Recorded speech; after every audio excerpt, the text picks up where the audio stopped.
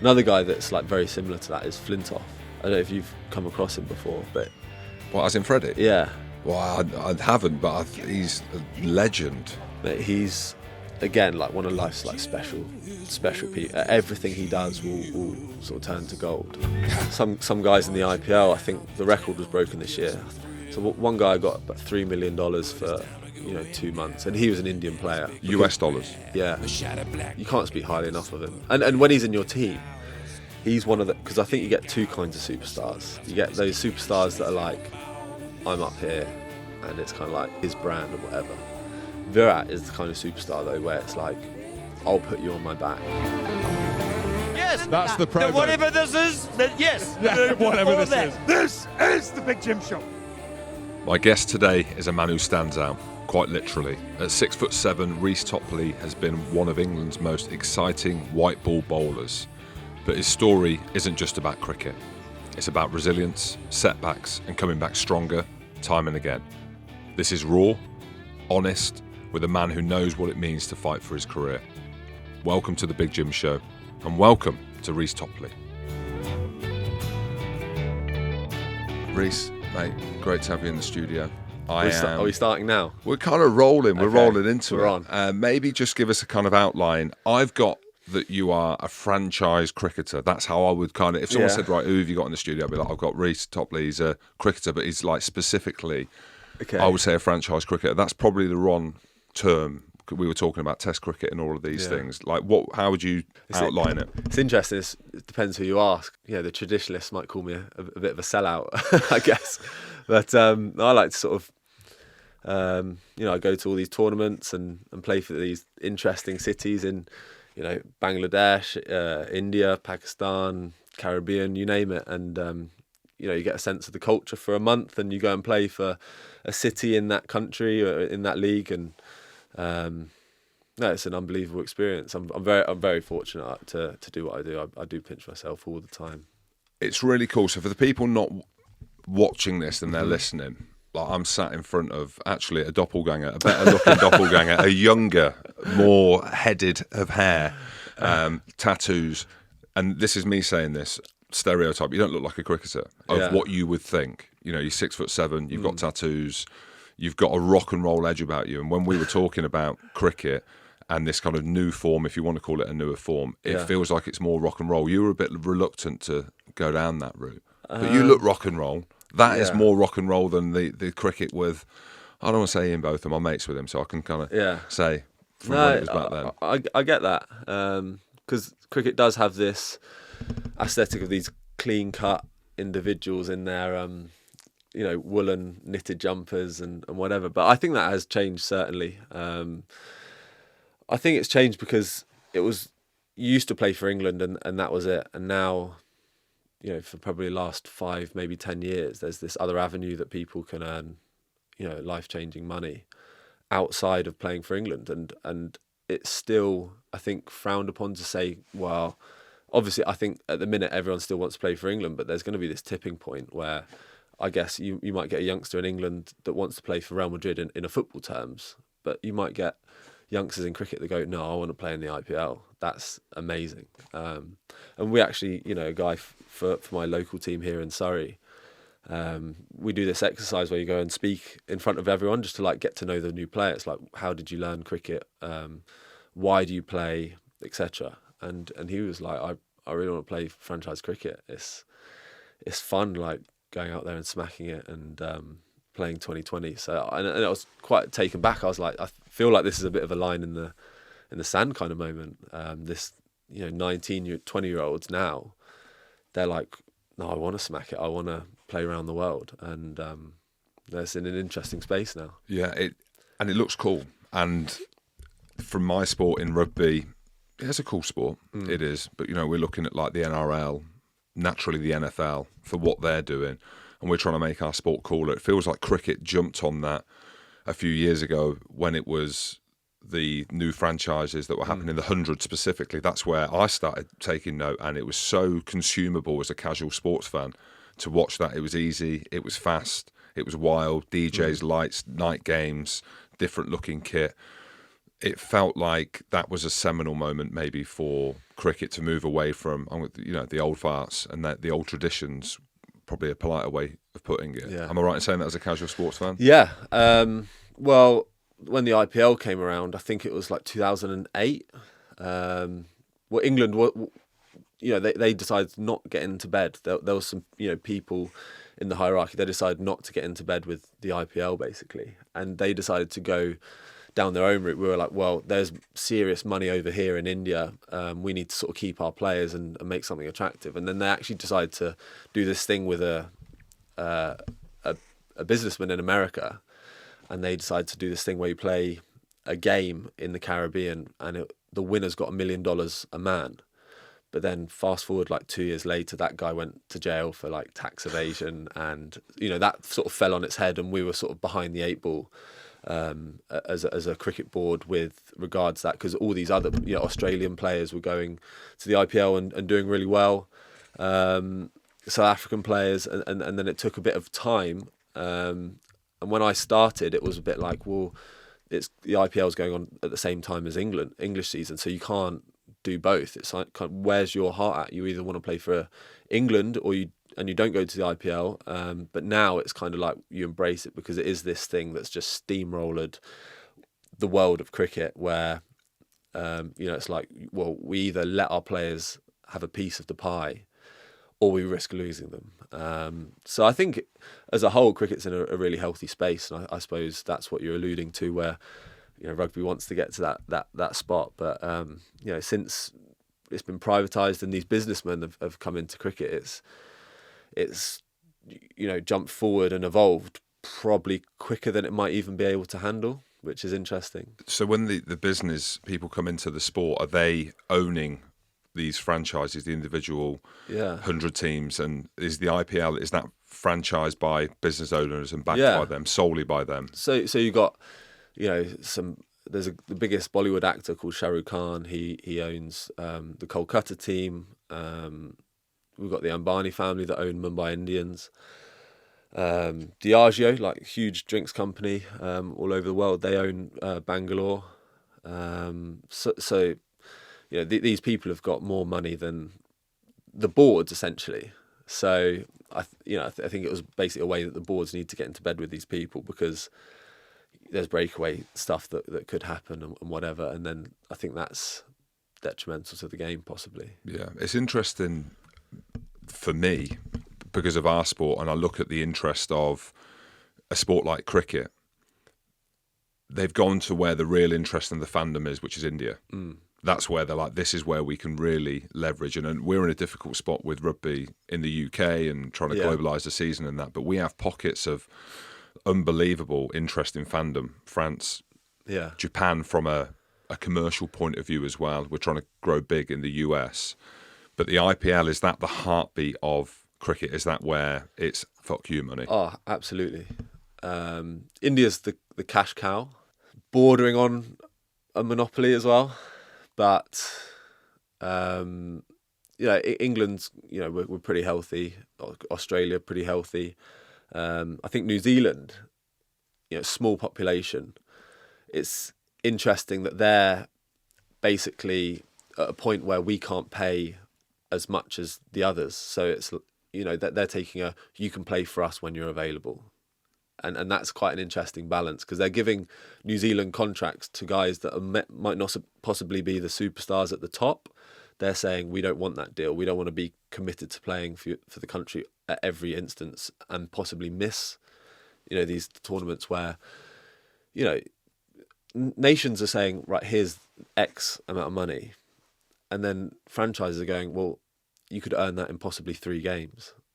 And then, more as the tournament goes on. So, you're fighting a losing battle, really. It's only, like I said, the big, Australia, England, that's it, actually, that are probably competing with it. And then it's probably you look at the player and, what are your ambitions? And I know that there's some players that are playing for their country that are almost, kicking back. I've done it before. You're kicking back more money than playing for England is, but you do it because it's playing for England. So for me, I'm still just of that age where I'm like, you play for England. it's the best thing to do. So it's pretty easy for me to make that choice. But like I said, it's the new guy. It's the 19-year-old somewhere that it's a bit different. Yeah, well, it's going in fast. It's going in cool wherever that lands. Yeah. And again, just trying to draw comparisons to rugby, but it's quite topical at the minute because they're talking of this franchise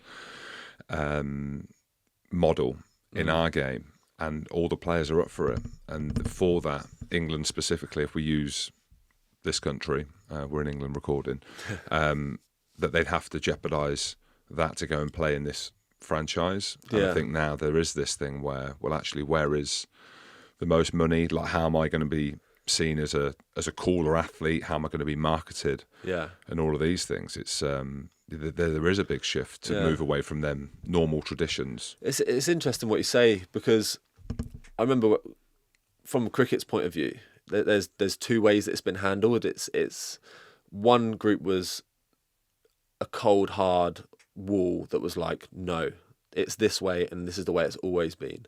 And then some people have been like, well, it's going to happen, so we can either be the best at dealing with it and embracing it and like keep the players on side, or you go the other way where it's like it becomes a bit of a debate and a war. It's like me versus you, and everyone's trying to battle for something. But the guys the boards that have kind of like, look, we realise that we're not going to compete, but we want you to play for us when you can. We want you here. They're in quite a good space. Yeah, that's cool. And how much do the top cricket players get? And is IPL the place where the money is life-changing? Yeah, and some guys in the IPL, I think the record was broken this year. I don't know what the conversion rates are. I know what they roughly are. So one guy got about $3 million for 2 months, and he was an Indian player. US dollars? Yeah. So I think that was like, I don't know how it works. I think it was like 20, I think it's called like 27, 28 crore or something rupees. And I think it's like $3 million. But then you go to South Africa, there's guys getting $500,000 for a month in South Africa. So some guys go South Africa, straight from South Africa, get on a plane, go to Dubai, where they get 25, 50 grand a game. And they get off on a plane from Dubai straight to the IPL, where they get another $1 million. And then they'll finish that, go straight to the 100, where they're on £200,000. And they get on a plane to go, there's even a tournament now that's 10 overs long. It's called the T10. And it's on for a week. And you get guys, $100,000 for that week. And that, so it is crazy when you look at it as fucking rock and roll, as a month of work. It is crazy, and I think all of these figures are public. Most of the stuff in cricket is it's done like an auction or a draft where there's a value against your name, so you can actually see how much players earn really. So like AB de Villiers, friend of the show. So is he part of the? So he's as well, because he's played Test cricket as well. So he's finished now. So when he retired from South Africa, and then I think he played for Middlesex, he played in Bangladesh, I don't think he played Pakistan, I'm not sure, but he played IPL, and so he did that, and a lot of guys do that at the end of their career. But like I said, that was them where they started, and it was Test cricket, and that was kind of it. Now it's a space where Canada's got a league, and the huge Indian population in Canada, or South Asian population in Canada, so they show up and they support it. Major League Cricket has started. I think that's in its about to be third year. And they've marketed that they've worked out that there's 40 million South Asian living in America. So they're like, well, there's our market. And again, that's 3 weeks long, and you got guys earning six figures for that as well. So, and I think it's because there is this. We call it's like cultural relevancy, right? And you look at some of the owners now that are coming into cricket, and I wasn't aware until we were talking about it. Someone like Tom Brady comes in and buys or invests in a franchise. That's when it becomes cool, and that's when other people start looking up and being like, right, well, actually, there's not just a heartbeat of sport, but actually there's a commercial opportunity. And when you look at it, like I would say that cricket's number one in India, or is football. Oh yeah, it's cricket. It's cricket. Yeah. Number one by some distance. Yeah, no, it's crazy. Yeah. But that's awesome that you've got these big superstars with profile investing Yeah. in the game. No, it is, and I think what's interesting with Tom Brady, you probably ride the back of him a bit as well, so it grows organically because of the connection. Because obviously that, he's an absolute legend of the NFL, so you probably get people that are Tom Brady fans that take an interest as well. So I think it's just like organic growth, which is good for the sport. Who are the boys in cricket? Who are the ones? Who are the boys? superstars that are out there? So Kohli, Virat Kohli is a natural one where I go to, just because if you go based on social media. Yeah, no, I played with him for 2 years. I can safely say he's the man. Like he's on the cricket field, he's got like this intensity. He's got this work ethic that's, crazy. And I remember looking at training with him, and I was like, this guy has achieved everything there is in the sport, and he's got the intensity of a guy that's yet to make his debut. It was crazy. I remember Stephen A. Smith. Do you know him? Yeah. So he said about Anthony Edwards, you got a guy on a $200 million contract, but he's playing like he's broke. He's like desperate. That's like Virat. He's obviously, I don't know what he's got, in his bank account, but he's training like it's his first day as a professional. It is incredible.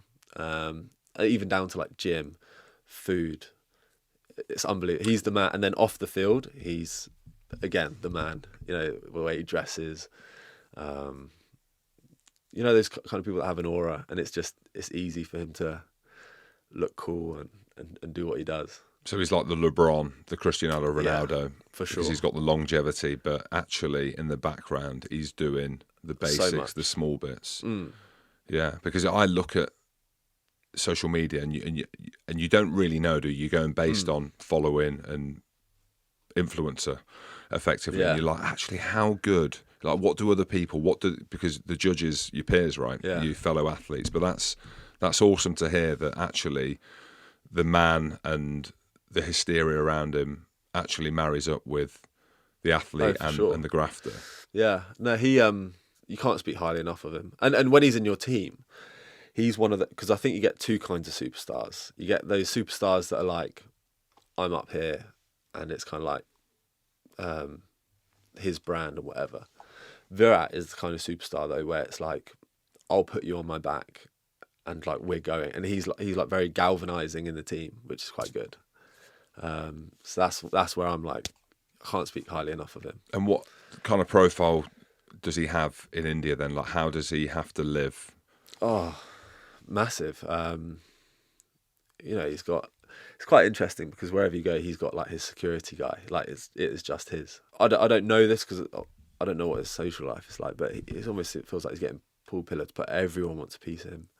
And then I played at Mumbai this year, same with like 4 superstars of Indian cricket, and there's a guy called Surya Kumar Yadav, Hardik Pandya, Rohit Sharma, and Jasprit Bumrah. Jasprit's like the best bowler in the world at the minute. He is, and it's rare in sport that you've got a guy that's unanimously, people are like, this guy's the best, and he is this far above the rest. But because you have, Ronaldo or Messi or whatever, but everyone's like, Bumrah is just the guy.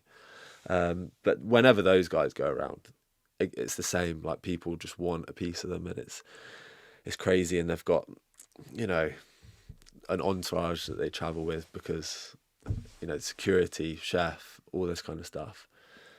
And I'm following behind with my iPad and AirPods. But you must stand out like a sore thumb in India. Especially in India, yeah. That's what I mean. They're all small. I can't think of any tall people, but similar to me. Being tall when you go to these like Asian countries and India, Malaysia, China, and all these places I've been. Like, how was it for you when you landed into India for the first time? Funnily enough, everywhere you go, the world's not meant. Like, India's not meant for tall people. You get in the lift, you're ducking, and I did this advert for Meta while I was in India, and I had the like glasses on. And I just remember walking down the hall. I was like, "Fuck, I'm close to the ceiling here." And then the view was like ducking under every door and things like that. It was just, it's what the best thing about franchise cricket is that you meet like people from different backgrounds. I was quite tight, and everyone thought this was weird, but I was quite tight with this guy called Robin Minns. right? And he was from like, he told me in broken English he's from like near the jungle. So, and like he's eating like snake and all this kind of stuff. And the fact that he's playing cricket is like mad.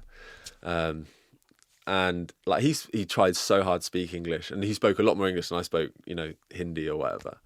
And he just kept calling me Lambo, and everyone was found it funny, but it means long man or something like that in Indian. So that stuck for the 2 months. That's anything else about living there? What sticks out? Because like you have these crazy stories, don't you, of whether or not it's eating something or like what's been the craziest thing when you've been there where you're like, there's a cultural shock here? I was lucky that I went to a World Cup in India when I was 20, I think. So that prepared me, and it's nice having, there was, Ruti was in the squad and Stokesy, etc. And they'd all been to India before, so it's nice because they can like hold your hand a bit through it and tell you what to expect. But in terms of what shocked, I think, what are the people like? It looks like they're endearing, loving, but they're all over. They're grabbing you, and they like. Well, you got that much security, and I think they've taken notice of like the fandom there now. So security is such a well-oiled machine because it's from getting off the plane. I remember like landing back in Mumbai, and then there's just cameras everywhere. But like they've already got this path laid out and straight through, and everything's so organised. So that's one thing to their credit, that it's pretty good. There's a big social class there as well, isn't there, of extremely rich and desperately poor. You do see that side. Yeah, I'm not the norm, because a lot of the cricketers go to places and then they just set up an Xbox and they're just like, right, I'm here for 2 months, and then they get lost and they stay in their room. I quite like to get out and about, and seeing those parts of India, like, wow, it is like, it's hard to describe, because you see, whatever problems I have, you got this guy or this kid, and he'll be there in near the slums. I haven't say I've been to the slums, but you go around those kind of areas, like around the airport, for example. There's a big community of that, and it is just unbelievable.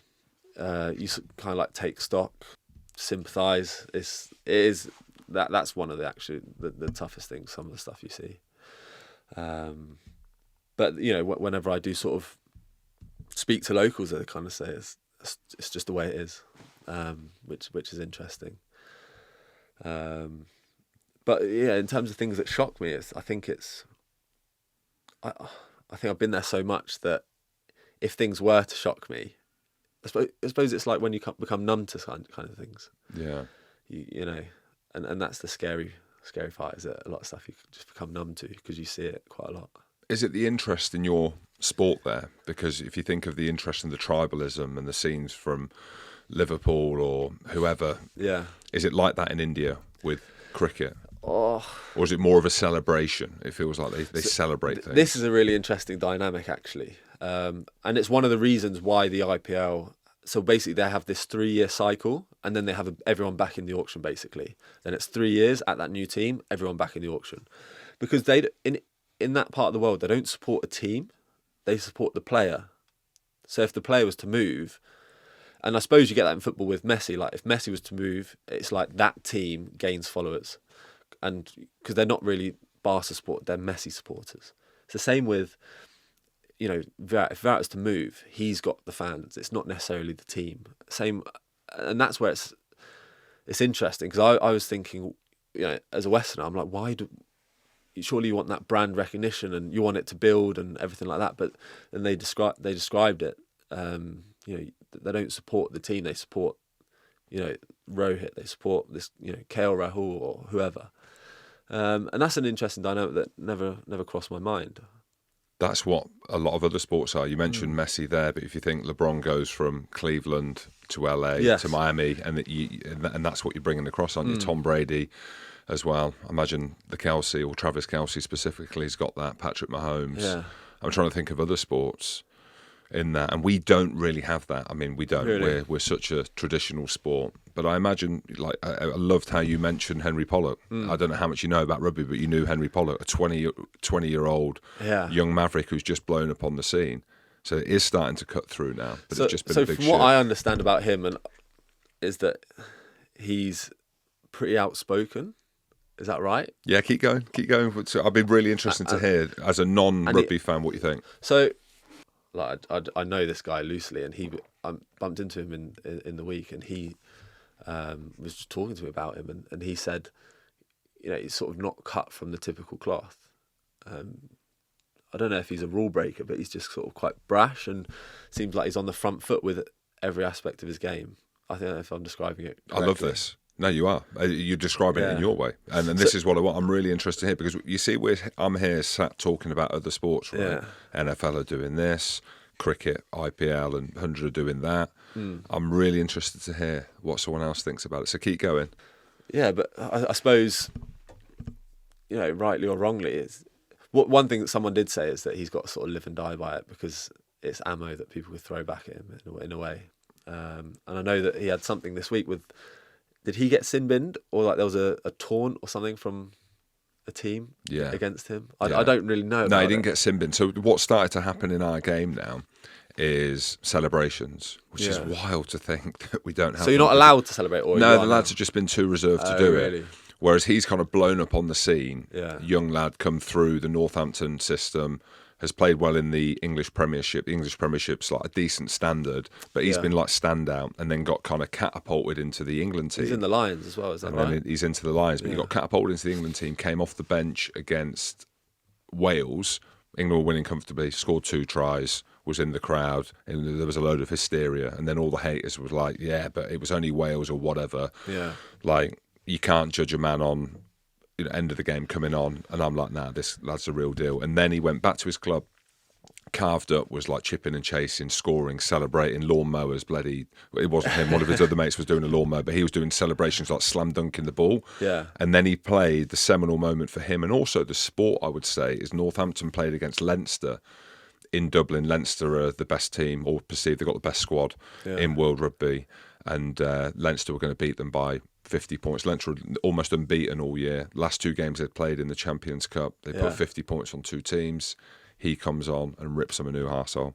Really? Scores from the halfway line, goes through 3 British and Irish lines, rounds the number 10 for Leinster, and then holds his pulse to the crowd as he's doing it. It was fucking cold, right? And then it does that, and the virality of social media blows up, and the traditionalists are like, nah, this isn't what our games are, like arrogant or whatever. And then you fast forward, carries on doing well, plays in the final against Bordeaux, and they get smashed. Northampton do, and the Bordeaux lads are getting stuck into him. And there was a few kind of aggressive altercations between him and the players after the game, but nothing really bad. Yeah. And he gets a lot of shit off the back of that, and that's what people are talking about. Because that was the first time you saw him down, but he's 20 years old. He's 20.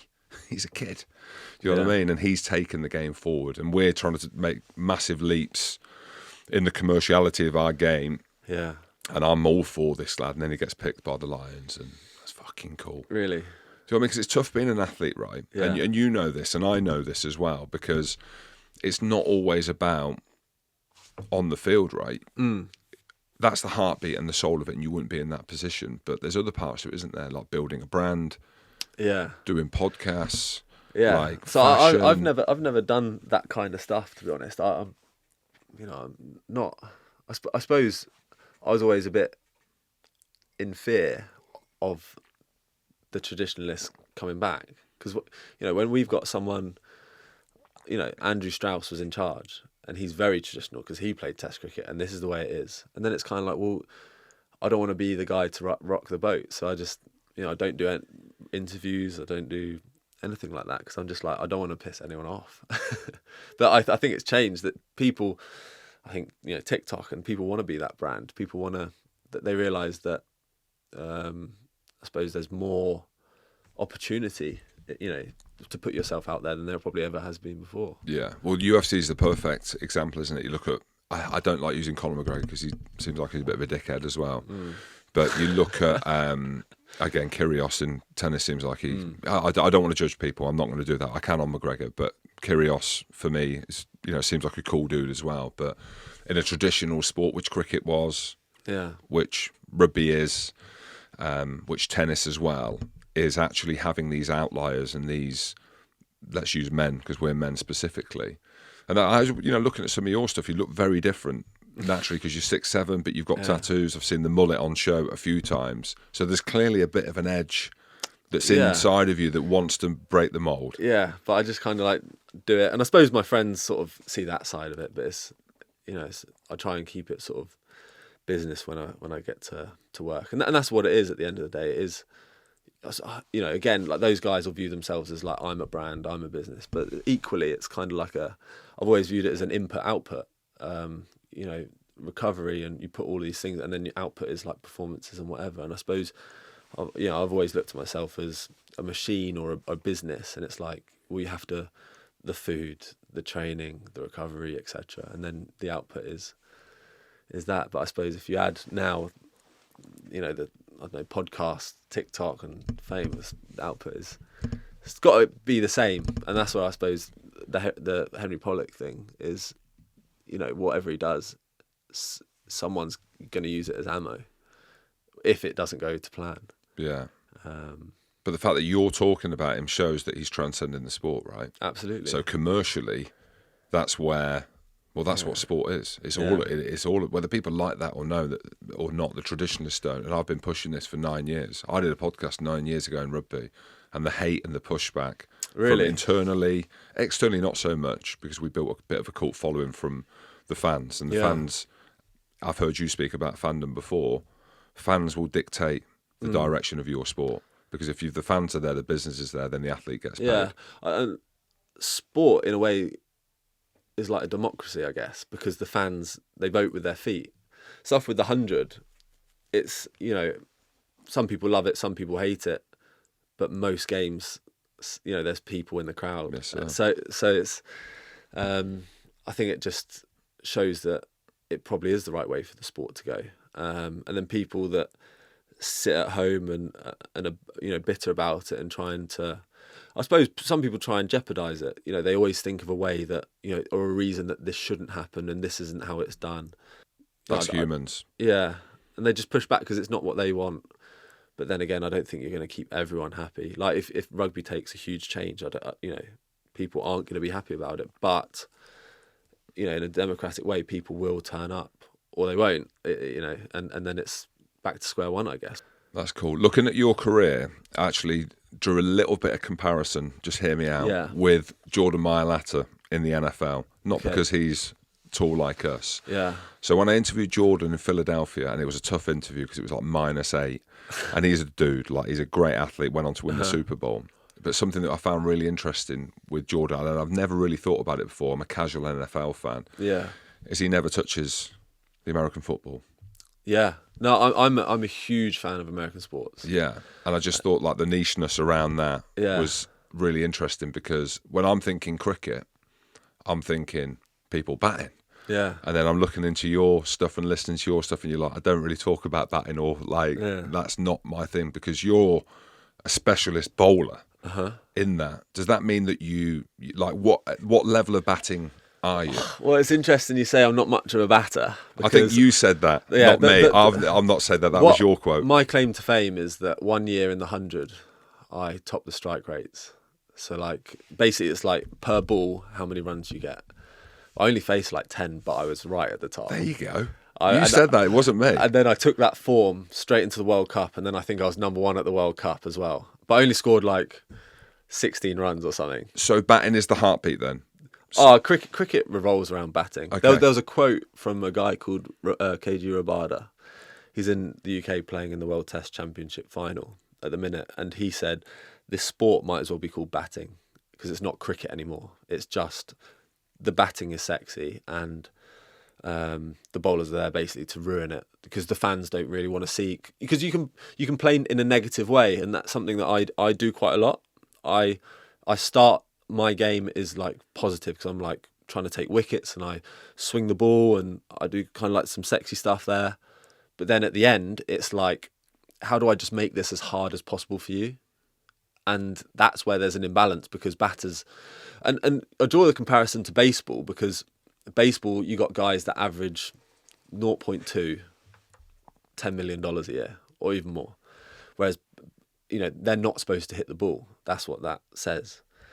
Whereas in cricket, it's like, if you have 120 balls, the ball has probably been hit 110 times. The batsman will make contact with it. So it's like the complete shift.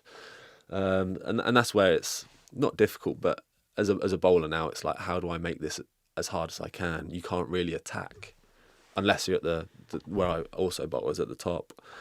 So it's interesting where it is, because you speak to some guys from the 80s, because batting's come on so quickly. Speak to guys in the 80s, they're like, well, you just do this. But they played in a time where they'd play 50 over cricket and the team would score 180 runs. Now you play 50 over cricket, and a few years ago England got like almost 500. And they're like, well, the bowling's obviously got worse, but it hasn't.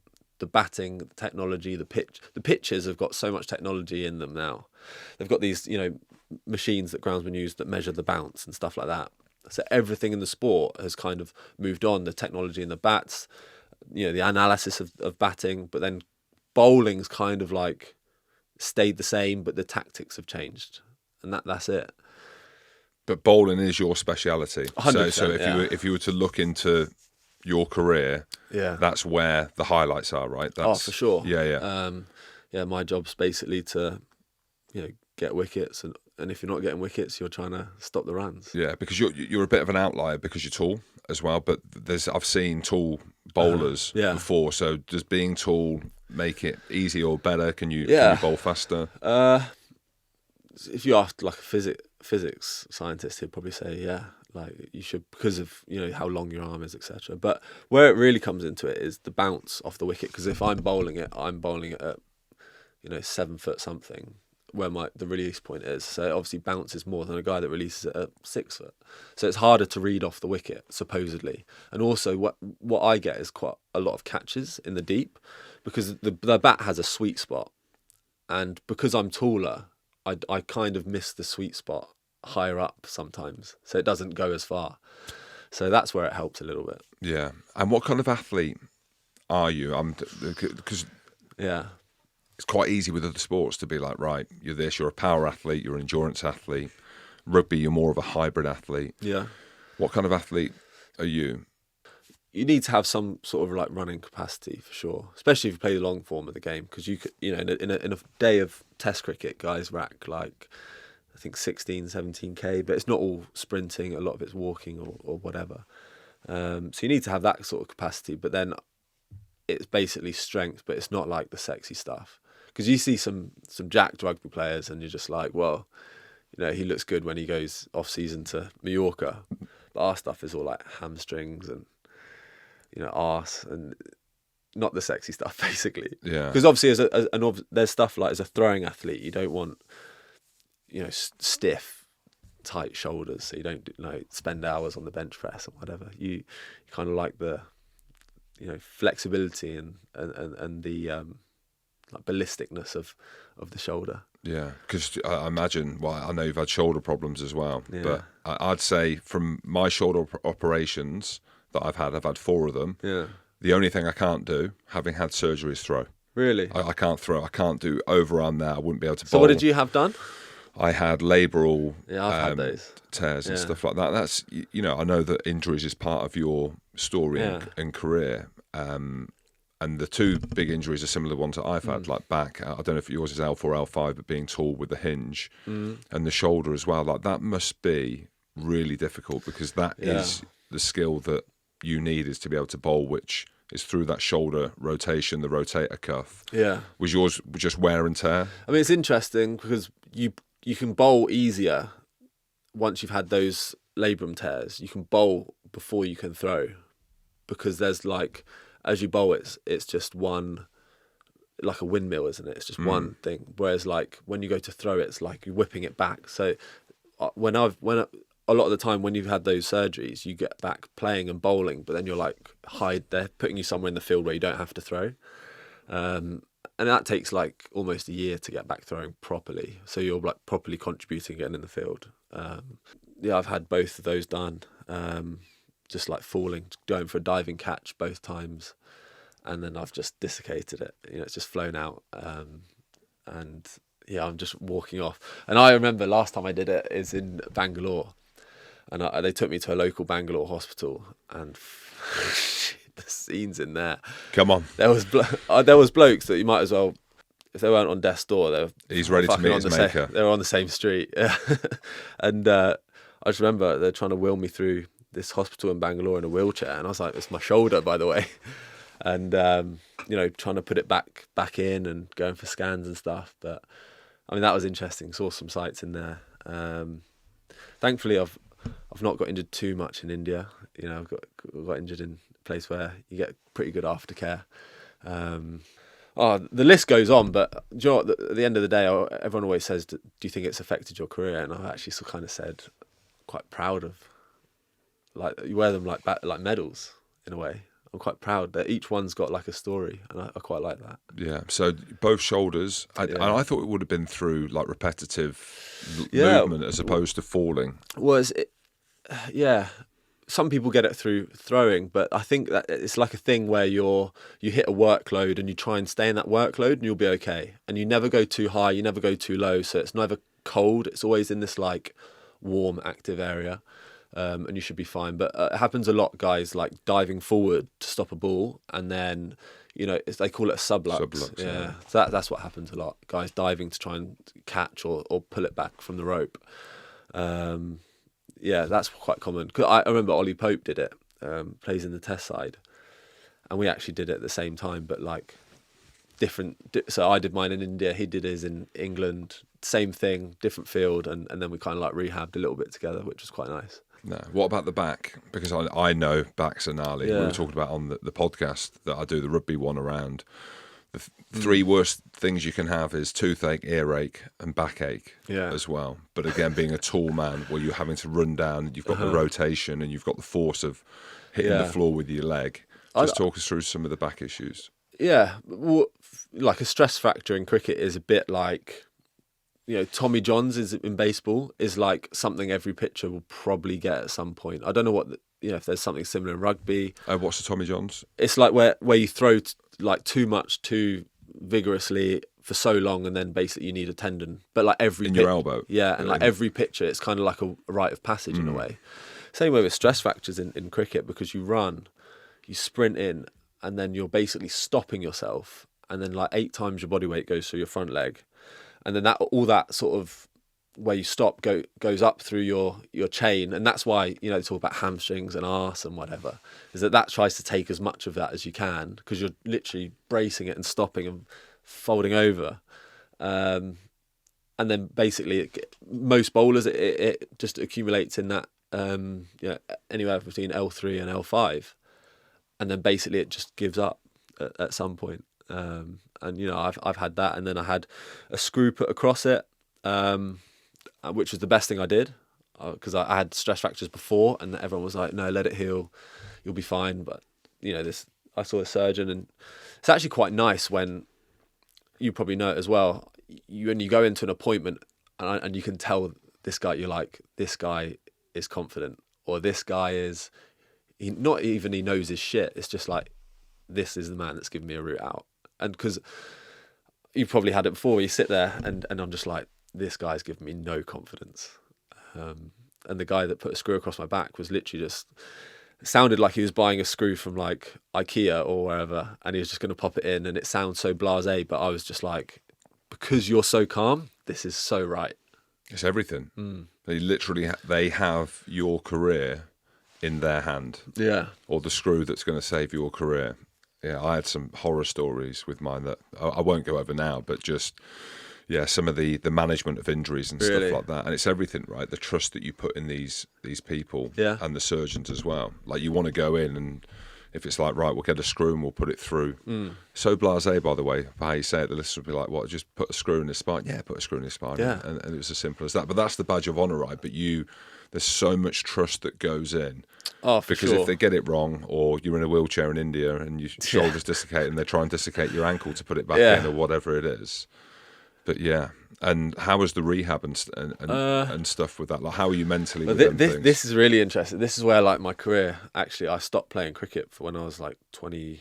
So I had the surgery and I was like, do you know what? I don't think this is for me. And I always had this thing that I was like, you know, cricket's great and it's fun. It's not my favourite sport. You know, I've always been more interested in, you know, American sports. But I was just like, do you know what? It might not be for me. So I just took the surgery, and then I was like, right, I just want to be, because when they start talking about when you're older, they're like, oh, you know, do you want to pick up your kids and stuff like that? And then I'm like, fuck, shit's real here. And so I was like, maybe I just want to, you know, live a nice life somewhere and not have all of this. And then it was when I went to Australia, and I was like, seeing friends and just being a reprobate, you know, what you do when you're 22 or whatever it was. And Andrew McDonald, who's now the Australian head coach, this is so interesting. He like sat me down over a beer on like a balcony, and he was like, well, what do you want to do with like your life and cricket and whatever? And I was just like, it's not the be all and end all. And I was probably said the wrong thing. And then he said, I can't remember what he said because we were both pretty drunk, but he said something along the lines of like you wouldn't do like the talent justice or something like that. So I was like, do you know what? I'll think about bowling again. So I went and bowled with him when he was head coach in Melbourne, and like I hadn't done anything. Like I did a little bit of rehab, but like, I did no prescribed stuff with a physio because I was just living life. And I went and bowled, and hadn't bowled for like a year and a bit maybe, and I just bowled the house down. And then he was like, you know, come back next week or whatever.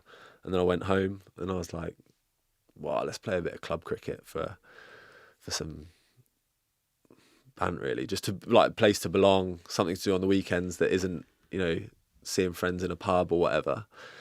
So I went and played in Reigate, and next thing you know, I was, you know, playing professionally again in the Blast, and at the end of the year I was like, still not sure if it's what I want to do. And then I think Surrey were like, here's a contract for not a lot of money. And then I quite liked that, because I was like, not a lot of money comes not a lot of responsibility.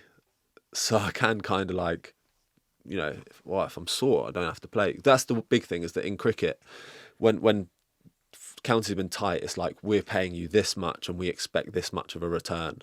So that's when, you know, so people have offered me contracts and it's a lot of money. I'm like, well, do I want to commit to that and put my body through the grinder again? Whereas, you know, Surrey were like, here's a pretty average deal. You know, not going to lie, I think it was 2 or 3 years. And I was like, do you know what? This strikes me as like such a good stepping stone where, well, I'm not feeling great, I don't have to play. So that was really good, and that was a great relationship, and been great with them ever since. Yeah, do you know? I mean, it's two things in that. It just outlines the jeopardy of sport and actually how hard, like not just physically but mentally, as young men specifically in this is all I can draw comparison to, but also the importance of a role model. The fact that on that balcony, after a load of schooners, you know, he's there speaking to you about that. Yeah. You know, that's just gold. I reckon what's great about that is that it was a bit of a, like, it wasn't a coach-player dynamic. It was like a man-to-man thing. It was like him being I suppose I would consider him a friend, but like, you know, just a bloke looking at someone with some cricket ability and just like, look, this is what I think. And, you know, he's not being paid. He's not employed by anyone. So, yeah. Ron, if you're listening, thanks. But also probably using his life experience, right? Yeah. Where he's seen absolutely kids come and go, and it's wasted talent. Like I said, that there's, you know, it's a pretty common injury, and you can end up chasing a tail with it because it's all about stress and workload. So that's where it is. It's the, again, what you said earlier. It's like management and some. I've actually been in the team with some guys that they're really talented, but they don't manage, because it's a workload related injury, a stress fracture. They don't take that into account. You know, they don't think about what's best for the player, and they actually go, well, he's on this much and he's only played this much this year. You know, try and justify his wage in a way. And that's what I've got caught with, and that's why I think I had a lot of back injury, because clubs were like expecting a return, like they should, because they're investing in you, and they expect a return. And unfortunately, I was probably not doing that. What about the mental side of things when you've got these long days where your cognitive clarity needs to be there? Like, is there supplementation? Is there, I kind of like ask this. I will do. So if you think in contact sports, to get real enhancement, you'd go to the line of like steroids, right? Because you can go and train and put on loads of weight. And I think I read something in snooker. They don't take Xanax, but they take something that kind of calms them. Yeah. Makes sense. So, like in a game of cricket, so if creatine's being bandied about now, so loads of creatine going on because that kind of gives you mental clarity. Like, what's the one thing you kind of need? So, if as an athlete, I've asked it shockingly, so I need to edit it. As an athlete, and especially as a bowler, we kind of joke because you call them, I don't know some people call them like medication. Some people call it like the good stuff. Because it's literally like you can't go and perform your job unless you have like a bit of the good from the dock, and you're like, come on, I need it today. And and especially in some of those countries, you're taking stuff and you're just like, well, I take this back home, and you're in India and they're like, well, this is the same thing. What's the good stuff? Can you tell us? Are you allowed? Well, I can only tell you what stuff is, and I actually don't know what it is. Like, I think I've had cocodamol. Obviously paracetamol. Said one earlier, diclofenac. And I don't really know what that is. But then there's another one that's like paracetamol with an ibuprofen effect or something. And, I take that. I've taken stuff that they're like, well, you only allowed one of these. So, like, you have to give it these ones first. And then if you really need it, you have to go to this one because you're only allowed one or something. But yeah, honestly, it's because you have that relationship where you're like looking at a physio and you're like, I just need you to help me do my job tonight. And it's kind of like you're vulnerable because you're like, just give it to me. Like, whatever it is, just give it to me. Like junkies. Yeah. And you know what? We're smiling about that. And some people might be horrified listening to this, Reece. But we were talking in the green room, weren't we, about I spoke about jeopardy in sport, but like as a young man, and actually the reality of it, and with injuries and stuff like that. And we were talking about like food in India, and I'd be horrified to go because I have gut issues because of the amount of painkillers and specifically anti-inflammatories that I've taken. But that's the realities of it. And listening to a cricketer, which isn't a contact sport, but there's a similar comparison that you're not just putting your bones and stuff, you're literally wrecking your insides to get out there on the field and perform a skill.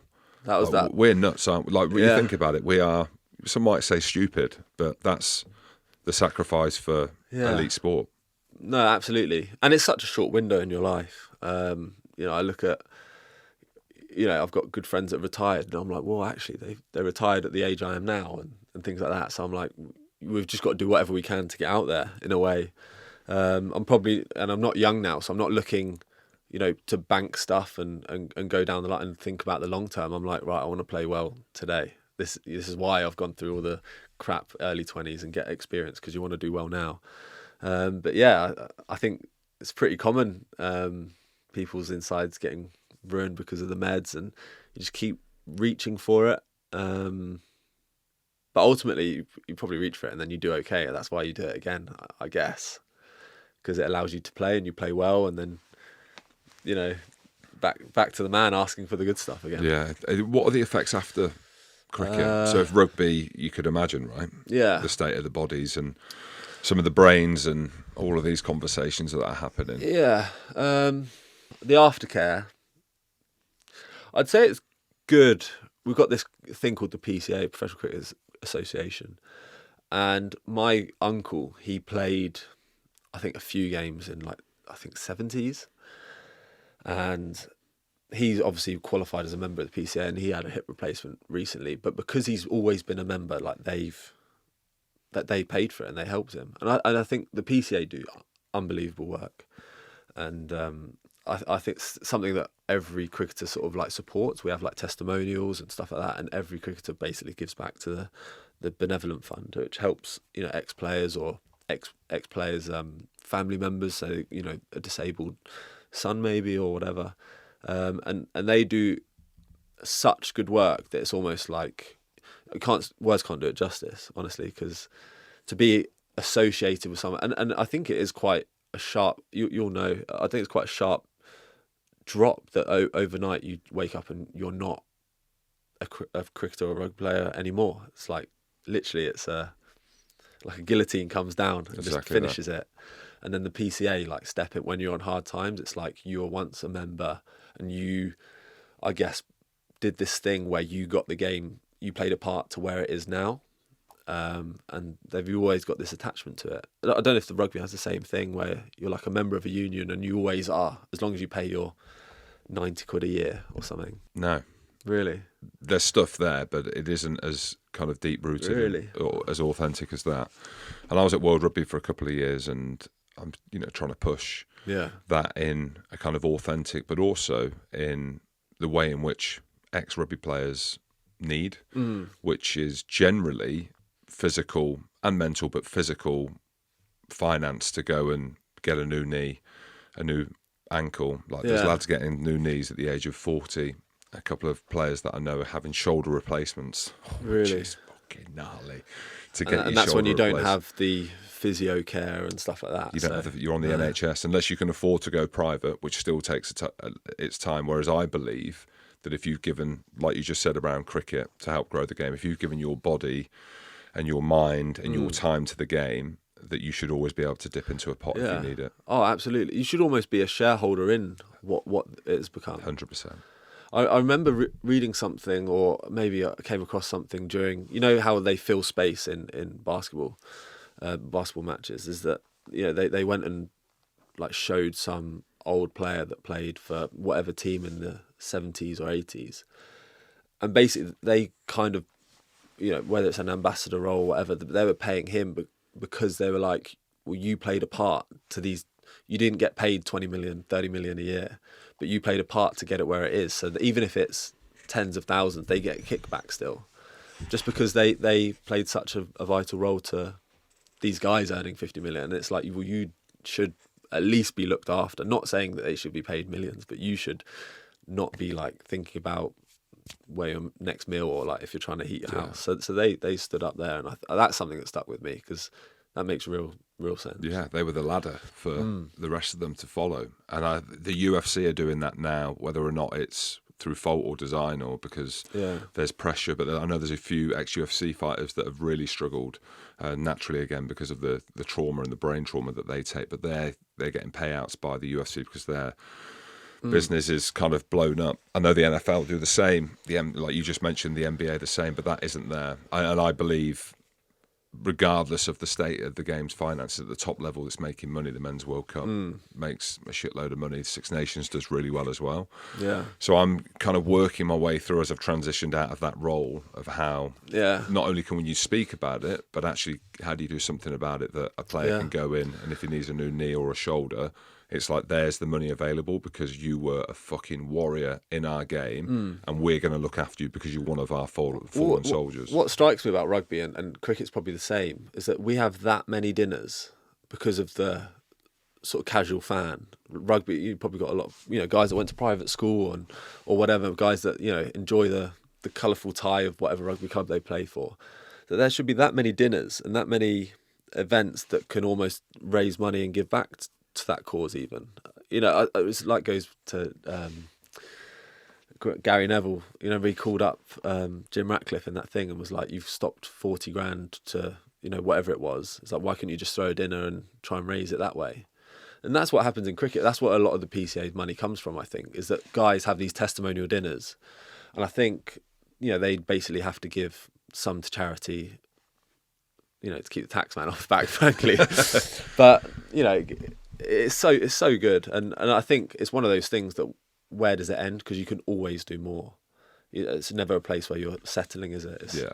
You can always there's always someone else that needs your help. Yeah, there needs to be a level of comfort, and it's uncomfortable for people to listen and for me to be putting it out there. We've got the RPA do great things, they do, but they can't or they won't, they don't do enough. But ultimately, it comes down to money, right? And it comes down to being able to dip into a pot when you need help for mental support, which there's support there. Yeah. But you need hard out cash to be able to look, I need this new shoulder, or I need something doing, I need my blood work done because something's not right.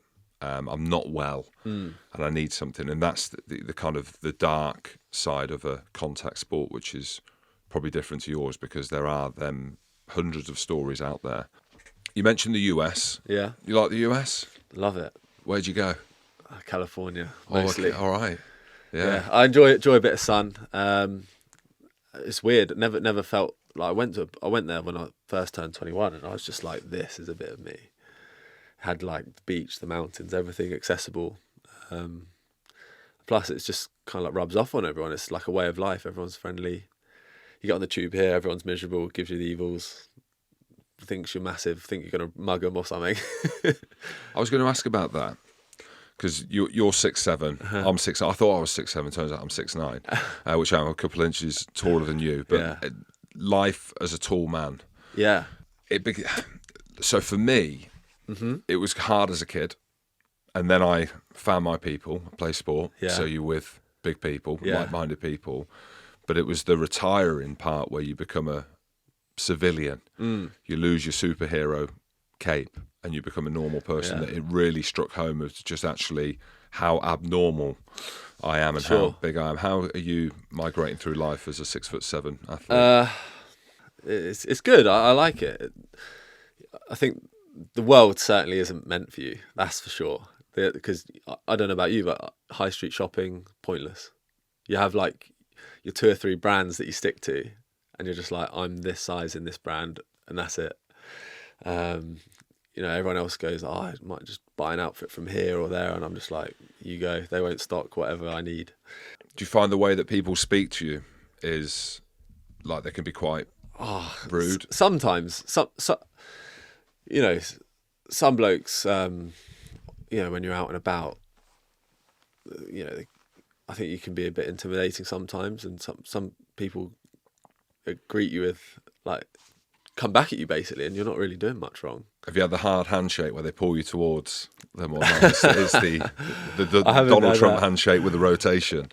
Yeah, no, I've had a few blokes sort of like, I remember this one guy, this one time I was in Chelmsford, and I think I was walking home after dinner, and these guys were like idiots, but they were just like pissed in the town centre, and this guy just came up to me, came right up into my face and just said, the bigger they come, the harder they fall. I just did nothing. I was like, where the fuck has this come from? But yeah, no, I wouldn't have it any other way. Like I said, I did that advert for Meta, and I had the glasses on, and I showed everyone the video, and they were like, that is what I look like to you? I was like, yeah, I just see top of your head. And everyone's like, am I short to you? And I always say, look, there's this thing, everyone's just shorter, unless you're like 6'4", and then you're like, oh, okay, I'm looking straight now. It's like everyone else is just the same height to me. From 6 foot to like 5'5", it's just like... That's really interesting. That's exactly right, isn't it? It's just everyone is that height. Yeah. And unless you're suddenly, okay, you're a big guy, I'm looking at you in the eye. Yeah, life's not meant, like you said, for people our size, for sure. And that's more so now. And more my kids have kind of brought it up, because if I walk off in front, which I generally do, I'm taking the lead. I get A to B quickly, so I'm not slowing down. But the kids can see everyone like turning back and like looking, and then they're starting to talk about it now, and it's become like a little bit of a thing, a little bit of a freak show and stuff. Because I mean, it is that there are positives about doing it, but I do find it's the only thing in life you can be where someone can call you the "see you next Tuesday" at the end by calling you a big, and it's play on. Because you'd never say that to someone that's fat, or you'd never say that to someone that's small, or, No, it's absolutely. But you're a small. Again, it's something you can't change. It's something about you that... But I don't think it's got any negative connotations, really. I think that's what we get away with. There you go, exactly. So. But the amount of times that you've been called, when I was younger, like a lanky bastard and all that kind of stuff. And it does, like, hurt you, but then you're just like... there's not like a revolt formed or anything. It's not had that revolution yet of these, tall people fighting back. But You're a good tall though. You're like 6'7". I think. Yeah. And I'm 6'9", so then it's. yeah, And as you start to age, like I'm having to train all the time, so I'm worried, right, that you're going to start bending over. And Yeah. the neck, I can already feel the neck slightly. Because you don't age well. You don't look at nah. tall old dude. You don't even see. You don't No. see tall people that are So, old. someone in India recently, like again, an Indian guy was just like, big people die younger. And I was just like, how am I supposed Thank to you. train after that? You just dropped that on me. Like the Great Danes. Yeah. Yeah, but I love going to the US for the reason is everything's big. Cars are Yeah. big. Wherever you stay is big. Meals are big. And yeah, there's like a level of acceptance, I suppose, for being. This isn't me all over the US, but I Yeah. go to Colorado. I just came back from Austin, Texas. It feels like the industry, and I know you're interested in music and these things and other sports and creativity, that's all kind of linked into one. And weird and wonderful humans, it feels like when I go to the US, that feels like the land of opportunity. Absolutely. It really does. And people are uncomfortable when I say that sometimes. I 100% agree. So I took my folks this time. They came for like 2 weeks, and again, without getting like political, but obviously the UK is not in a great state, I'd say. And it took my family to come visit me, and they were like, "Wow, this is how shit should get done. This is unbelievable." Also, I think sometimes in the UK it feels like we're held. Obviously, we've got a lot of history, but sometimes we're held back by that. Whereas in the US, a lot of the history is all a generation or so away, so it's all quite relevant. That's why I'm not going to go to the next village and burn it down like the Vikings did. But stuff that was going on in the 20s and the 30s, it's like, okay, that's our our lifestyle. I like Los Angeles especially, and I had someone sum it up perfectly where they said it's utopia, but it's also dystopia at the same time.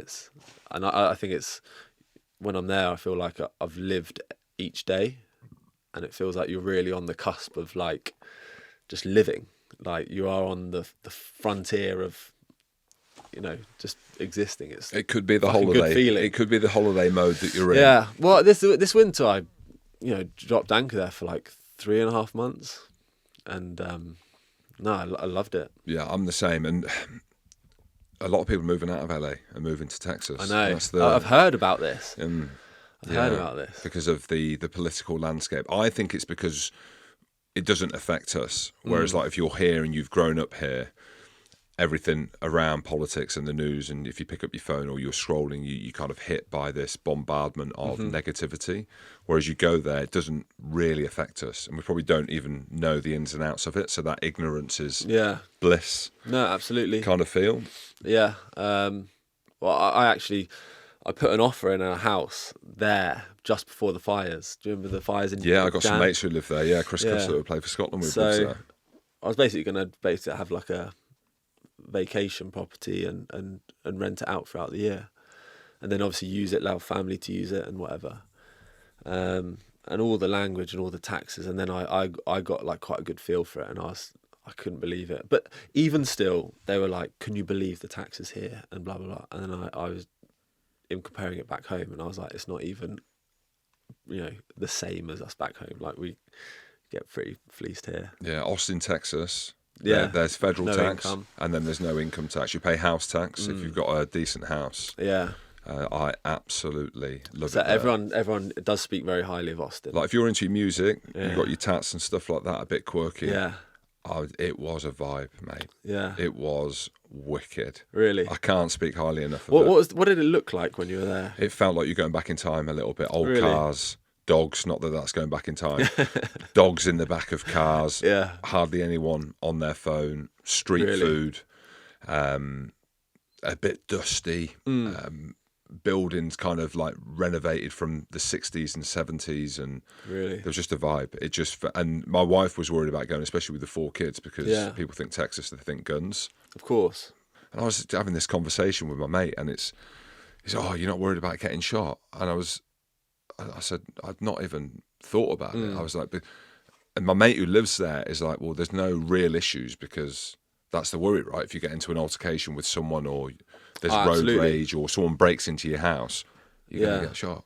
Whereas, so there's not, obviously there's going to be beef and there's going to be drama, but it's not like people here, they're whipping phones out your hands as you're walking down the street, or there's that constant kind of unsettling. And people are comfortable when I say that. They are. Like, I love this country. I live in Scotland, so Edinburgh's a bit of a micro climate in itself. Not that the weather is shocking, but I mean, away from that, it's very safe, and it's a cool city. There's stuff to do. There's culture. I had a great time in Edinburgh. Scotland used to play in our domestic competition, so you can imagine that. So Holland and Scotland used to play in our domestic competition, and they were obviously the away days that as soon as the fixtures came out, you were like, are we going to Edinburgh or Amsterdam?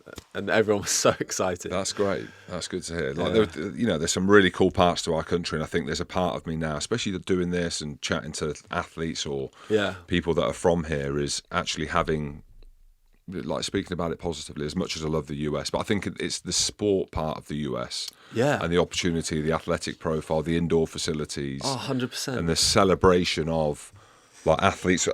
We just don't do that enough here. I think it's, even you go to, like, kids, every kid will play a sport.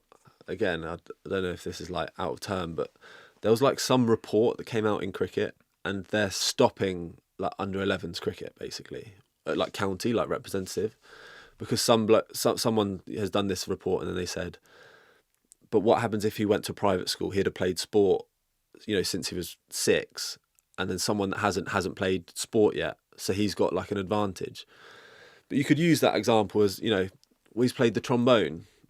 Like, it's just something you do. So that's what, this woke stuff's sort of like getting out of hand, and it's filtering through sport in a way. Well, the sport's the kind of barometer, isn't it? Because it's participation, it's investment. Do you know what I mean? And then you can see it at the higher level, because then it comes as success. Yeah. What's good is that we spoke about the influx of money coming from, the 100 and stuff. Is that basically all the money that does come through, they've put guidelines. It's like, you can't spend this on player salaries, so it has to be spent on grassroots facilities, etc. Which is a great. Obviously, if someone wanted to pay me more, I'm not going to complain. But it's like a great incentive, because I think it tallied like 500 million or 400 million from the 100, and it's like, this is to get your stadium top draw, or this is to build a training facility, or invest in grassroots in your county or whatever. So it's a serious, amount of money that's going to go back to cricket, which is unbelievable. What's next for you? I'm going back out to America, end of September probably. I've got like this, friends out there that, I'm really grateful to have. I've got friends in London that I'm very grateful to have. I'm actually, this is what I can't believe I'm doing. I got back from India a couple of days ago. I'm going for dinner with all my mates tonight, and you'll never guess where they're fucking booked. A fucking curry house. You're sick of it. I was like, you could have literally picked anywhere. But yeah, so we got our fancy Premier League, like awards night. It sounds such a loser that we've got an awards night for fantasy football. But yeah, so we get like manager of the month and all this, and then the relegation zone pay for the curry for the the other 17 blokes. So it should be quite nice. Good, nice to see the friends. I've like I said, in 2024, I spent. We've just finished 5 months. I've spent 4 months in Bangladesh and India, so I'm quite happy to, see my mates. What about your career? It feels like you're reluctant to manifest that out on the airways. Manifest. I don't know. Because you're 31 now. So if you have a good innings, pun intended, what age? Well, the best thing about franchise is that you go longer than anyone's gone before. Which cricket is older than we've got. Franchise guys are touching 40, which, playing Test cricket, you've got so much mileage on your clock that you probably had to finish sooner. Now that isn't the case. So I don't know. It's I just work with my agent, and he's sort of like, what do you think about this tournament? I'm really keen to get back to the Big Bash. I had a great time in Melbourne, and I just loved it, and I'd love to experience that. I'd love to go back to South Africa. I played for Durban.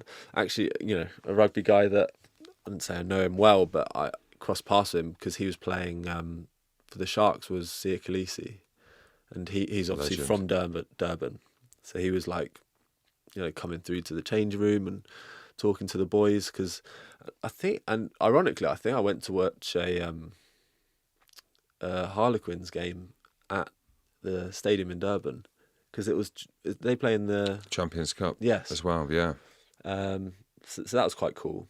I'm quite tight with a few of the Harlequins lads as well. So you have got a rugby, Yeah, there's a heartbeat there's inside you. definitely an understanding. I used to obviously play as well, but there's a guy called James Chisholm from Harlequins. From Quins, yeah.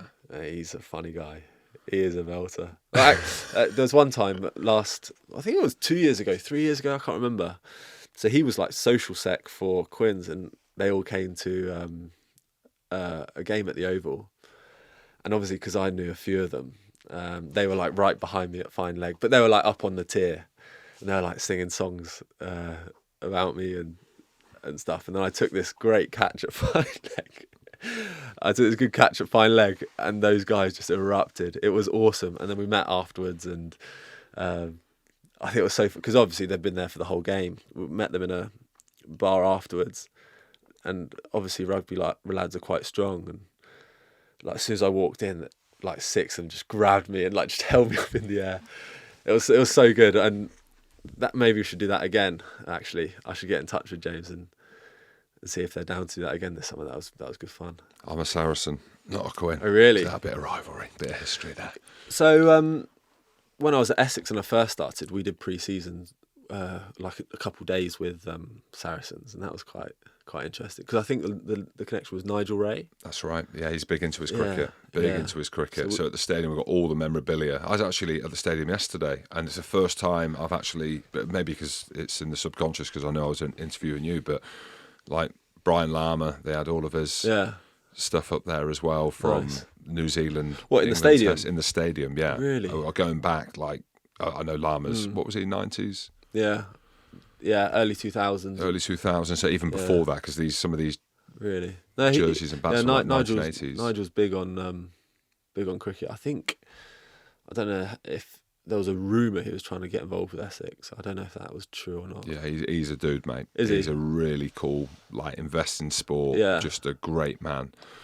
Yeah, got burnt by the game a little bit. Really? Yeah, salary cap stuff and the management and stuff of the way that things went. Archaic, if you ask me. You had a guy there that wanted to invest, like he has done for years, in sports, in charity, in people, and specifically in Saracens, and got pulled over the coals. So in rugby, is there a salary cap, or is it like like a formula to like how much money you spend, you have to make, like the football is? Football's got those FFP or whatever it's called, or PSR or whatever. Well, this is what I mean. It's in rugby, it's a weird conversation to talk about money. Yeah. You're guessing at how much salary people get. I'm guessing how much Sia Khaleesi gets. No one knows. Well, you should really know what the superstars in sports get, right? Yeah. Well, is there not like a press release that's like 2-year deal, this much? No, Anton Dupont signs for $2 million for Toulouse. No, Yeah. Which there needs to be that transparency. And then you can understand then how the money's made up, because there's a salary cap. So in the Premiership, it's 6 point something million. Yeah. Then you can have a marquee player on top of that. So like Really? Maritoji would be the marquee player for Saracens, for example. And that doesn't count on the salary cap. That doesn't count on the salary cap, but then you get credits and stuff if they England players and they've come through the system and injury dispensation. It's a minefield, like a lot of things are when it comes to administration in sport, where you just want a clear model, right? Sure. Of how to do it. So there's a lot of confusion around the game. So that's one of the things I'm trying to push is, okay, Anton Dupont signs for Saracens, £3 million, because I think when you put a financial value on a player, there's so much that you can build around that, because there's almost this subconscious, especially with young fans, it's like, fucking hell, he's on $3 million a year. Yeah. And then that comes the kind of profile, and you're valuing someone, aren't you? You're valuing someone's ability through currency, effectively, and not just fame. Like, surely the fans want to know, because they're stakeholders. Exactly. Some guy has a great season and he's on not much. You have that paper talk, don't you? It's like, well, he's going to cash in, he's going to get a big deal. And again, that's just one thing that frustrates me in sport is when something's so easy and can happen like organically, because something like that, it will just generate chat, and paper talk and hysteria about the game. And it's like, well, why don't you do it? And it'll be like some guy will tell you a ridiculous reason. And so that happens so much in sport. And you know, but then they're happy that they've changed some rule that some guy at home will not even know about and not tell the difference if they're watching the game. But they're happy that, like in cricket, you're not allowed to use saliva on the ball for a while, and now you can. But that rule change, I don't think anyone's watching at home going like, I'm fucking buzzing, this guy's allowed to use saliva on the ball now. It's brilliant. It doesn't change like the product. It doesn't actually change the game that you're watching, if that makes sense. What's some of the worst things that have been used on a ball? Like, I did see stuff before. Did someone put tape on the ball? Or? Sandpaper, yeah. Sandpaper, yeah. So hang on. So sandpaper in the pocket, scraping the ball. Yeah, and then that was crazy because, you know, you had guys crying on TV, and you know, they were pretty big players for Australia, and like it did not let up, and people still go on about it now, and it's like, look, they did their ban, they did their time or whatever, and like they're pretty good players. It's like, just let them be. It's probably wrong me saying that as an Englishman, and they're Aussies, and because of the rivalry, I should be nailing them. You want to get back to Melbourne, so you're right. You're way in. Yeah. No, it's just like they did the time and just crack on with it. Like sweets is another one, and it's one of those things that. Hang on, sweets. What do you mean? That's why there's no, you know, fit cricketers. You know, so I think it was Werther's Originals. People, you know, famously use on the ball, and I think it's been that way. Werther's Originals have been around forever. Is that you always got to be sus of someone that's like got a mint on the field, but it's like the biggest open secret. I don't know if I'm revealing too much, but come on, give me a little bit, and we'll just see where we go. So Werther's Originals because it's sticky. Yeah, or like other mints. Like it doesn't really matter. But I know that, you know, I've you know, you hear about stuff like that. So what, you got a mint in your mouth, they touch it? I don't know how to do it. So it's the underworld of It's normally cricket. It's normally a batter that knows how to do it, which is ridiculous. Thinking about it, because like a batter prepares your stuff. It's like I wouldn't go and prepare a batter's bat to go and bat with, but like he prepares the ball, he shines the ball. So shining the ball isn't classed as tampering, and this is where it's a grey area, because you're allowed to like mess up the ball by playing with it, and then when I get it back, I shine one side because then it like deviates in the air. But then, like, what's the difference between shining it and actually like making it worse? Because when you're shining it, you're tampering. You're changing the state of the ball, and when you're making it worse, you're changing the state of the ball. But both can like be beneficial to the bowler, and I think that's where it lies. Is that, like I said earlier, like cricket's about batters, and every rule change kind of like, how do we get the batter into the game more? How can we get more runs? It's kind of like this thing like runs. We just need runs. Last year in the IPL, it was like the highest scoring IPL ever. And it was like the race to who could get the biggest score. And every team it was like a big open secret that the groundsmen were like, we need 300 runs in a T20. This is going to be so good. But the bowlers were just like, where are the Werther's Originals? Where are their fucking things? I can't. You just can't do your craft. You know. I'm trying to think what else has been used on the ball. I think that's tobacco. About it. I'm just trying to think, because anything from your mouth, I imagine, apart from sandpaper in your pocket. Like I'm a big one for just sweat, like just off your brow onto the ball and then shine it. What's been the biggest controversy when it comes to that? Was it I remember the sandpaper one. Well, the sandpaper one was massive because, like, again, I suppose like people that weren't into cricket suddenly were like, Australia, like, and sandpaper this week, it's all over the news. I think in Australia it was like front page news. I remember even the Australian Prime Minister, like, you know, had a conference and gave his opinion on it. I felt quite bad for those two or three guys. They get banned. Yeah, so I think one got banned, has never played for Australia again.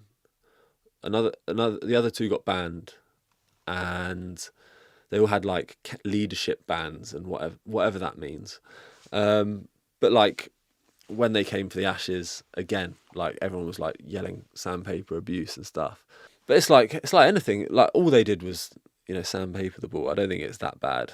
You know, I'm sure people have done a lot worse things and got like a month ban. So that's where it was. Well, everyone's looking weird. for an edge, aren't they? That's sport. That's exactly what it is. And it was millimetres. The series was South Africa against Australia, and having played rugby against South Africans and Australians, you know how they can be in an environment, they can be win at all costs. like that. That's just how I think they can be, or they're great blokes. I'm not saying like they're bad blokes at all, but it's just, South Africans can be so hard, I guess, and nuisances to play against for sure. Give me more on the South Africans. I'll love this. So I played for Durban for a few years. Unbelievable tournament in South Africa. It's easily the second best after the IPL, by a long way.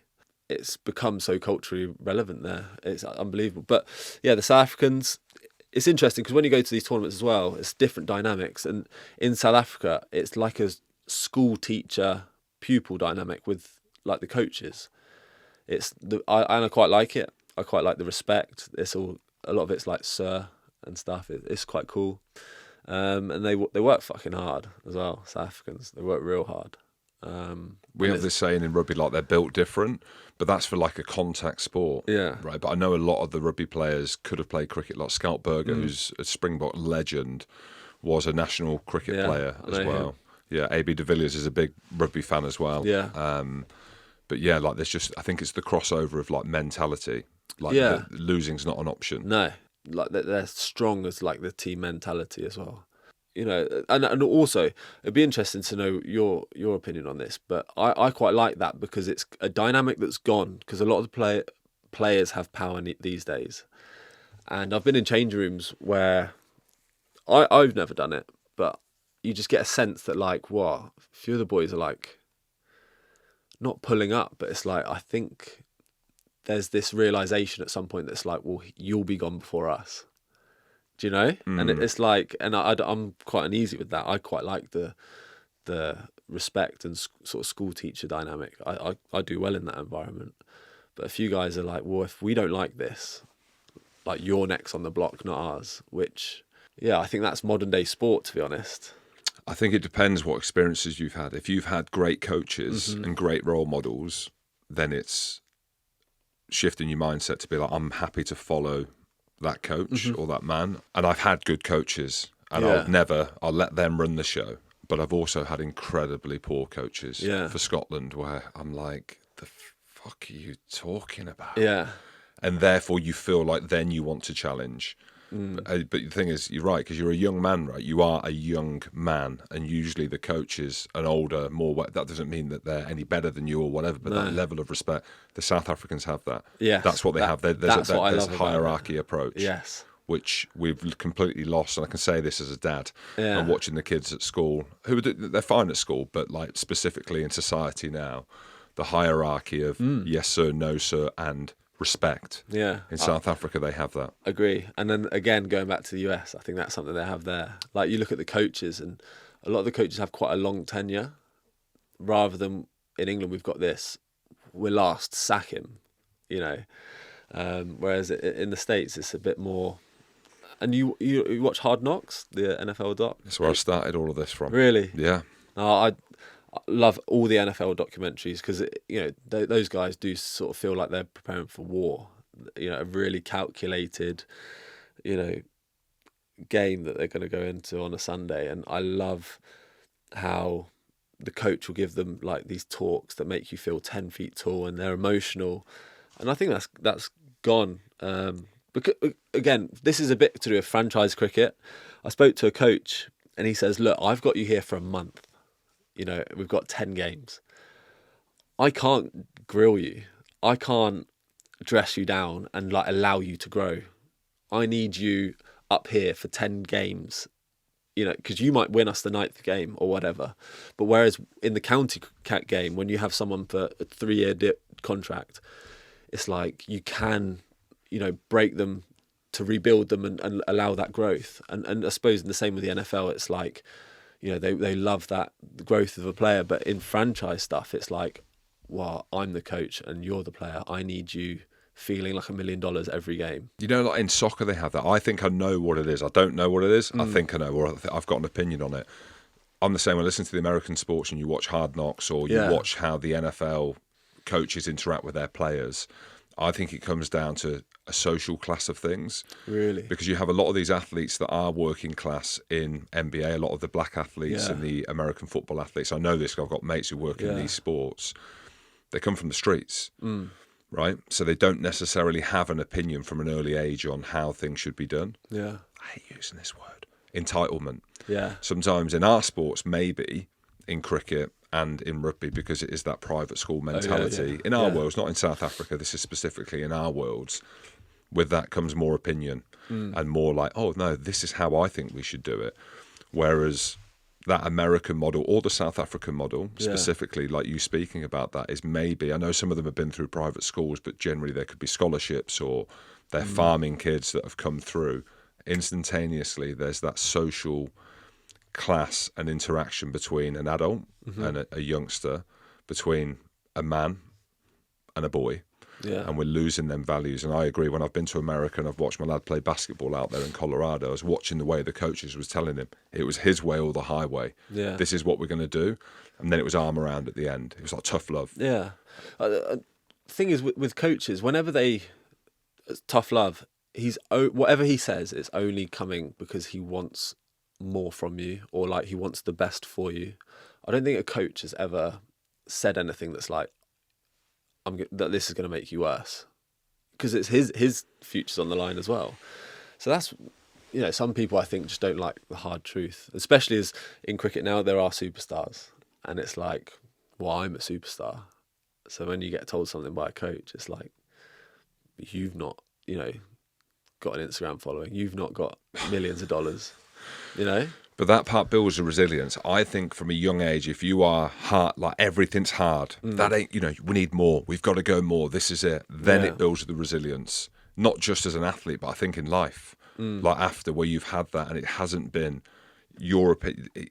I mean, there's a load of things to unpack with that, and I'm not qualified to do it. But that's me just sitting on it now, more so as a father, and looking at role models and the importance. And it goes back to your story, Reece, on a balcony in Australia, where Ron says to you, keep going, let's get out and see what you can do. And the influence of that there, like he could have just been like, yeah, you know what, mate, go and work behind a bar, go and have a crack. Whereas actually, I know he wasn't hard on you, but he had a hard conversation with you. No, and absolutely. look, you wouldn't be where well, you are because of that. He's the Aussie national team head coach, and it's probably been like one of the best eras for Australia, and it's like so hand in hand. Because no coincidence, is it? He's like, just, you meet him and you're just like, you're a pretty special bloke, and it's like whatever he does sort of comes into fruition as like something special. Another guy that's like very similar to that is Flintoff. I don't know if you've come across him before, but What, as in Freddie? yeah, Well, I haven't, but he's a legend. honestly, And he transcended the sport, yeah, didn't he, as an icon? But his story and everything around his mental health and how he's no, conducted himself. He was like, I don't know if he'll know like how influential he was like when he's been around, but he's got this like amazing ability that everyone in the changing room will hang on every word he says. So I had him as a coach last year with England and in the 100. But he's again like one of life's like special people. Everything he does will sort of turn to gold. From an understanding, from like a friend, from a coaching aspect, he's been there, done it. But I don't know, empathy, you name it, he's just got it in like abundance. And no, it's like cricket's lucky to have him back for sure, because he took like a hiatus, did his TV stuff, presented Bullseye recently or whatever it was. And cricket's really lucky to have him back for sure. Tell me a little bit more about Freddie when he walks in a room. The World Cup last we played in the Caribbean, I was like going through it, not on the field, but just like off the field. I never really had any. I was always confident and pretty brash and whatever. And then like in the last year, I kind of like the first time I had like mental obstacles, and obviously he had just overcome that. And he was just incrediable for me, and just to have him around, and like, I don't know what you'd call it, mentor, confidant, he's got sort of all of it in one at that World Cup, and he certainly got me through it and contributed in any capacity that I did. Are you happy to share some of the stuff he said to you? Yeah, I'd share it, but I'll be honest, I was in such a bad space in my head, I don't really remember much of it. Like I was kind of like, the lights were on, but no one was home for a lot of it, if that makes sense. So I'd have a lot of conversations that were meaningful conversations, but I'm just like, I wasn't really listening. With Freddie? With everyone. Obviously, I just said to like Joss, I said to the coach, and I was like, look, this is like where I'm at, and but I really want to play this World Cup. I'm confident talking about it now because it's so far in the past. But while it was still sort of like the distant, like recent history, I was like, fuck, it's like you got like a dirty secret or something. You just don't want anyone to know. But because it's so long ago now, and like I said, I'm pretty like at peace with it. I was telling those boys that, and I was taking these like pills when it got really bad with the doc. And again, I can't tell you what the pills were because I was just like having like anxiety attacks or panic attacks and stuff. And but I was like adamant. I was like, I'm staying because this could be the last World Cup you ever go to. And Freddie obviously came through what he came. The crash and whatever. I don't really want to speak on behalf of him, but he was just amazing to like relay that or put an arm round. But then he's got this ability that if I was bowling, he could flip me like that. He could say stuff. He's like, fuck, you look massive today. Like, got your fucking, impose, and like he makes you feel 10 feet tall. And I think that's what I needed because I was like so low. Then. So, do you know what I mean? So he had, not saying he had the answers, but he was like, Toppers is like lacking in this. Like, I'm going to pump his tyres up. And that's like a tough balance because, so probably something I couldn't do to someone else. Yet. You know what I mean? Yeah. Mate, I actually feel quite emotional listening to that because there's like a common thread with people that I interview, just I think naturally because I'm drawn to people who do out-of-the-box things, right? Playing cricket at the highest level, travelling the world is not a normal thing. I was sat here with Aldo Kane yesterday, and his story is so similar to yours. I was with a fisherman in the studio in Austin, Texas, 61-year-old guy. Same kind of mindset, the same things, the same shit going on. And I think there's a common thread between us men, right? And this isn't a mental health podcast, by the way. This is just a podcast talking to cool people who are doing cool things, but there is a common thread. Sure. And one of the things for me is like searching this second mountain, we're calling it, is like what's next in my career. Sure. Is the value of role models and strong men in your life and making sure that you have that. And Aldo Kane was talking about like his need to be around inspirational men and to do like hard things, to get back on the tools and go out there and train and do difficult things, because in men that's what you need. But you also need that, it's like a level of like understand, it's brotherhood, they call it a brotherhood, don't they? And that's what Freddie basically he's not your brother, but he's a brother, within all this. Going back to then, and like you spoke about ADHD earlier, that I didn't have it diagnosed then properly. So then, and well, I don't know what the circumstances are, but because it was like being in a bad mental state with that, it was kind of like made everything quicker, like hurried it up. So I wouldn't say I was in depression or whatever, but it was just your bad thoughts were like awful. And I was just like locked in my room. But then Fred obviously like would help and get me out. But then it was when, I went to get like further help from like a psychologist, and then they basically said, X, Y, Z, X, Y, Z. And I was like, you've literally been like watching my life through a camera. They're like, do you do this? I was like, how do you know? And they're like, look, you should do this like test. We'll send you to this person, but I reckon you've got ADHD. And then it's nice because then everything suddenly has a reason. I don't know how you feel about it, but I was just like, okay, so that's why I think this way. That's why I'm feeling this now. Yeah. But when I didn't do it, I was a bit like, why? This isn't normal. Like, this is shit. But yeah, now it's nice that was because X, Y, Z. Yeah, I've read a lot of things on that and seen a lot of things that are starting to make sense now. And I haven't been diagnosed with anything, but it's as fucking clear as the sky is blue, apparently. It's not. It's a reflection of the sea or the ocean. But yeah, that's what I mean. And I think now there's especially in a high performance thing, I felt lost as a sportsman and an athlete. Yeah. But I was in a contact sport as well, so it kind of knocked the shit out of you. You know what I mean? Where the dopamine and stuff like that and the levels of adrenaline and all of these things were kind of just whacked out anyway.